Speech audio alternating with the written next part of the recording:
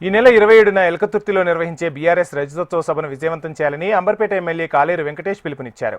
గోషామహల్ నియోజకవర్గంలోని బస్తీలు, కాలనీల నుంచి పార్టీ నాయకులు, కార్యకర్తలు తరలిరావాలన్నారు.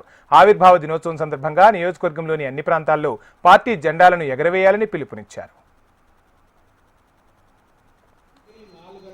సభలో మీరు కూర్చోవాలి. కేసీఆర్ గారు మాట్లాడే వరకు మీరు సభలో తప్పకుండా ఉన్నారు.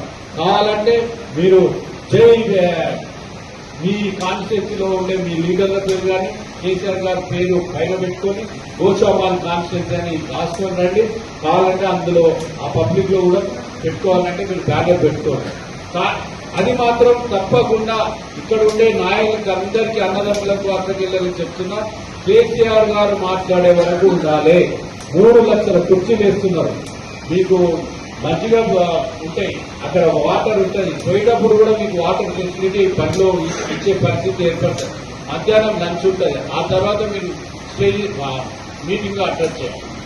ఈ మీటింగ్ అయిపోయిన తర్వాత మీరు మీ నాయకులు ఎవరైతున్నారో వచ్చిన వాళ్ళని అందరినీ హైదరాబాద్ వరకు సేఫ్ గా తీసుకొని రావాలి. అది ఒక పెద్ద బాధ్యత. అయితే ఇప్పుడు మీరు మాట్లాడిన దాంట్లో అందరికీ ఒకటి ఎక్కువ కనబడింది ఏంటంటే, మీకు అసంతృప్తి. ఇక్కడ నాయకులు ఎవరికైతే మనం ఇంపార్టెన్స్ ఇచ్చి ఎవరికైతే పదవులు ఇస్తున్నామో వాళ్ళు మన పార్టీలో ఉండలేరు అనేది చాలా మంది చెప్పారు. తర్వాత మేము ఉద్యమం నుంచి కష్టపడి పనిచేస్తున్నాం, మాకు న్యాయం జరుగుతలేదు అనే విషయం చెప్పారు. అయితే ఈ విషయాన్ని మళ్ళీ నేను రిపీట్ చేస్తున్నా, తప్పకుండా మీకు న్యాయం జరుగుతుంది. మేము కార్యకర్తలు లేని మేము లేము, ప్రజాప్రతినిధులు లేరు, పార్టీ లేదు.